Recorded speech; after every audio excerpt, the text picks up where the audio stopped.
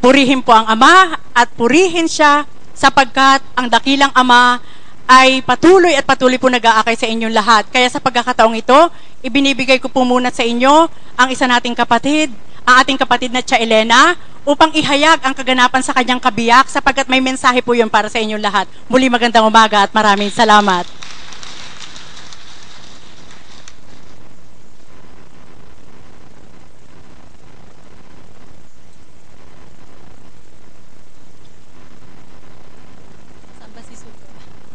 Magandang umaga po sa lahat. Babahagi ko po ang hiwaga ng Ama sa aking kabiyak. Nung nakaraan linggo po, nakaparada po yung sasakyan doon sa harap ng restaurant. Ngayon po, may 4 na mama nakatayo sa kabilang poste. Akala po ng mister ko nag-aabang lang ng bus. Ngayon, minamatyagan po pala siya, binabantayan kung ano kilos niya. Pagkatapos po, nung pagsakay niya ng kotse, sabay sakay din po yung 3, tinutukan po siya ng barel, yung 2 naman po nasa likod, yung isa nasa harapan niya. Pagkatapos po, ang ginawa niya, pero para ma-delay ng konti, binalibag po niya yung susi doon sa ilalim ng upuan. Ngayon po, nakuha din ng mga carnapper, nakuha din po. Nung nakuha po yung susi, sinaksak po doon sa kotse. Sa madaling salita po, hindi naman po napaandar, hindi po na, dahil yung susing na isaksak, susi ng motor. Doon pa lang po, makikita na natin ang hiwaga ng Ama dahil susi ng kotse at saka susi ng motor, hindi po pinayagan ng Ama ang susi ng kotse maisaksak. At pagkatapos po, nung hindi mapaandar, mainit na ulo nung mga carnapper, sabi ng mister ko, sige po, ako na lang po mag-start. Habang nakatutok yung baril sa kanya. Paglabas po ng kotse ng mister ko, kasama po yung, nakatutok pa rin po yung baril. Paglabas, ang ginawa po ng mister ko na ganun daw po yung baril, nagtatakbo na siyang matulin, kumubli na po siya at humihingi na po ng saklolo. Ngayon po, sa madaling salita, yung kotse, hindi na namin inaasahan dahil naiwan na po yung susi sa kanila at saka nandun po yung 3 carnapper sa kotse.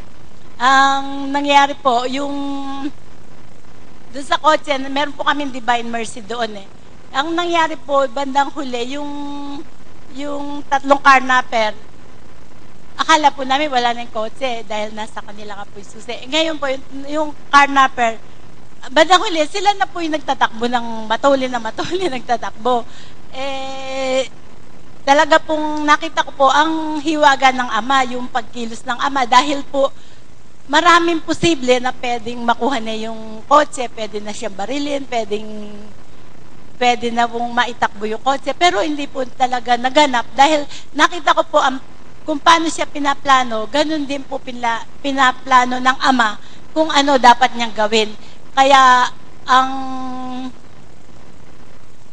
po yung tayo po kahit saan, hindi lang po sa karamdaman, sa lahat ng bagay, sa lahat ng anggulo ng buhay, sa kahirapan, sa mga aksidente, nakita ko po talaga na ang Ama, laging nakatunghay ang mata niya, nakatingin sa atin. Kaya kung tayo po nananalig talaga, nagtitiwala na buhay ang Diyos, talagang sa lahat ng bagay, masisave po tayo. Kung kagaya po ang ugat lang po noon yung pananalig natin, yung lakas ng pananampalataya. Kung malakas po ang pananampalataya natin, kahit na yung aksidenteng ganun, hindi po magaganap, hindi po pahintulutan ng Ama ang masamang mangyayari sa anak na nananalig sa Kanya. Kaya po, yun lang po ang gusto kong ibahagi sa inyo, yung lakas ng pananampalataya. Kaya po yung pagpunta natin dito, napakalaking bagay, napakalaking ikinatutuwa ng Ama dahil po binibigyan natin siya ng time, yung oras. Kasi hindi naman po natin pwede na magkaroon tayo ng sobrang pera. O, Ama, ito po, pwede kong i-share sa kanya. Pero hindi po natin pwedeng gawin yun. Hindi naman po pwedeng mangyari yun. Ngayon, ang pinakamahalagang maibibigay po natin talaga sa kanya, yung oras. Kaya yung ginagawa po natin dito sa pakikinig, sa pagtitiwala, yung lakas ng, sa pakikinig po kasi doon lumalakas po ang ating pananampalataya. At pag lumalakas naman po, talagang nandyan siya sa atin, yung espiritu niya, hanggang sa pupunta niya siya sa ating kalooban, sa ating puso. Pero kung ang puso na, kung malayo tayo sa kanya, ang puso natin halimbawa nga po, ang puso natin nasa bilang pagkatao tayo, lahat ng, di po ba, bilang pagkatao, napakaraming tukso, napakaraming nagaganap sa buhay, konting bagay lang, kumbaga, ang daling mag-init ng ulo, gano'n, daling magalit.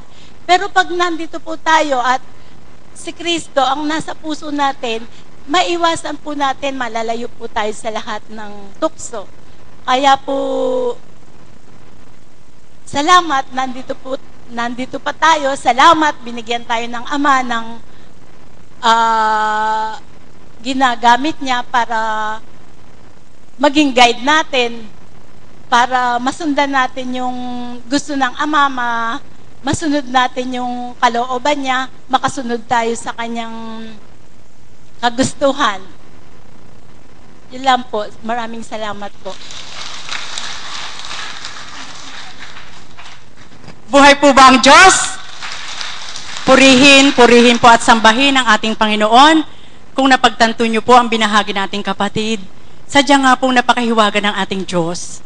Subalit, kailangan po nating suriin yung ating mga sarili, maging kami po mga alagad, ginagampanan po namin yun, sapagkat minsan po may mga pagsubok na sa oras ng pagsubok parang hindi mo mararamdaman na mayroong gustong ipahiwatig sa iyo ang Diyos.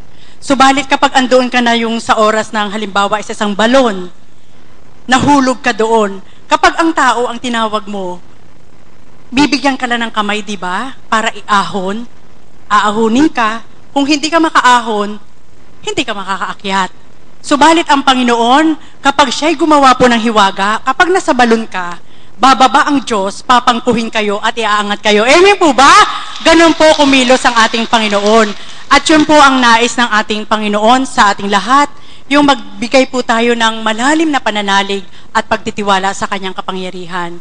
Sapagkat kung paano po ang ating kapatid na Tia Elena, ang hiwaga sa kanyang kabiyak, sadya pong napakahiwaga, sapagkat nung ibinahagi po niya yun nakaraang araw, ito po ang ipinadatal sa akin, anak, sadyang kay palad ng kapatid mo, sapagkat paano nga ba matatanto ng tao kung paano kung kumilos sa kanilang buhay? Minsan, ang pinagmamasdan lamang ng tao, yung malaki kong maibibigay sa kanila, subalit yung maliit na bagay, hindi nila binibigyan ng pansin. Bakit po pinahintulutang iligtas ang kanyang kabiyak doon sa kapahamakan? Sapagkat mayroon pong pinundasyon silang magkabiyak sa ating Diyos, malalim na pundasyon na hindi kayang tibagin ng tao. Amen po ba? At ang Diyos lang po ang nakababatid noon. Kaya sa oras po, kumbaga po sa isang bangko, mayroon po silang inilagak sa bangko na hindi basta-basta ma-withdraw ng sino man. At sa oras ng pag-withdraw nila, sa pangalan lang talaga nila, maaaring ibigay yon, yung tubo na yon. Kaya yung oras ng kagipitan po na yon, nakamtan po nila ang tubo na handog ng Diyos. Amen po ba? At ganun po kumilos ang ating Panginoon. Kaya nawa po mga kapatid, tayo pong lahat, alam ko po, may mga pagsubok po dyan, na minsan sa maraming pagsubok, anong gawa mo? At sa oras ng gawa mo, kung ito'y mabuti, kakamtin po natin mabuti. Kung masama naman po, hindi po magdudulot ng maganda sa atin. At yan po ang dakong ito. Ang dakong ito na ibinahagi sa atin ng Diyos na itinindig niya sa pamamagitan ng pag-aatas niya sa isang anghel na sugo niya at sa pamamagitan ng katawan nating mahal na apo. Itong lugar po na ito, kapag ninamnam po ng bawat isa, pagbubukas diwa po ito upang makilala nating ganap ang Diyos. Sapagkat kung maglalakad lang po tayo sa daan, nakikilala po natin ang pangalang Hesus Kristo, hanggang doon lang po yun.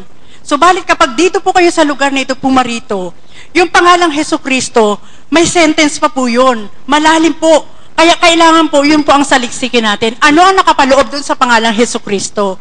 At sa pamamagitan nga po ng kanyang kapangyarihan, gumamit po siya ng isang tao sa katauhan ng ating mahal na Apo Kunching. Amen po ba? Buhay po ba ang Diyos? Subalit ang ilan na hindi tumatanggap, ituturan nila, sinasamba nila si Apo Kunching. Amen po ba? Subalit, mga kapatid, ito po ang tuwiran na ipinahayag ng Ama. Ito po'y binahagi sa akin. Ewan ko lang kung papaniniwalaan ninyo. Subalit tantuin niyo po ang pahayag ko sa inyo. Pasubali ko sa iyo, marapat lamang na tanawin niyo isang malaki na utang na loob sa isang Apo Kunching. Ang kaukulang paggamit ko sa kanyang katauhan, sapagkat pinasilay ko sa inyo kung anong kanyang sinuko sa kanyang buhay, kung anong kanyang iniwanan, alang-alang sa inyong lahat. Amen po ba? Buhay po ba ang Diyos? Kaya, yung mga nagsasabi na sinasamba si Apo, hayaan lang natin yon.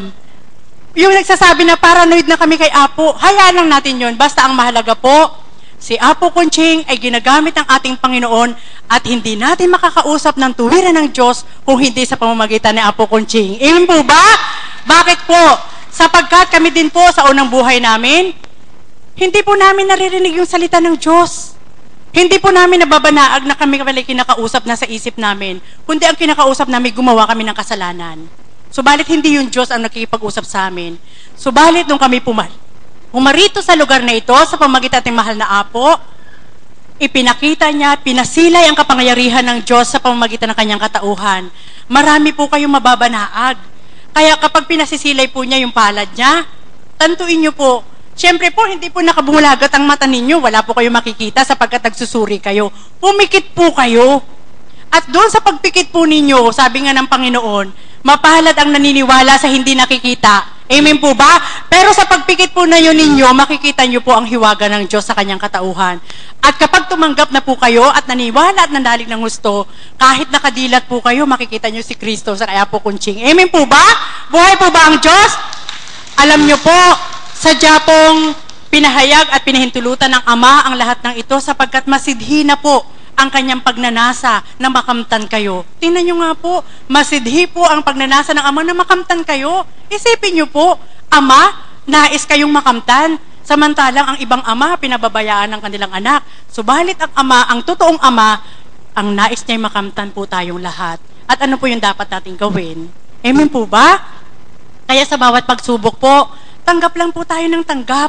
Sapagkat kapag tumanggap ka ng tumanggap, sa pakiwari mo bilang tao, wala kang solusyon.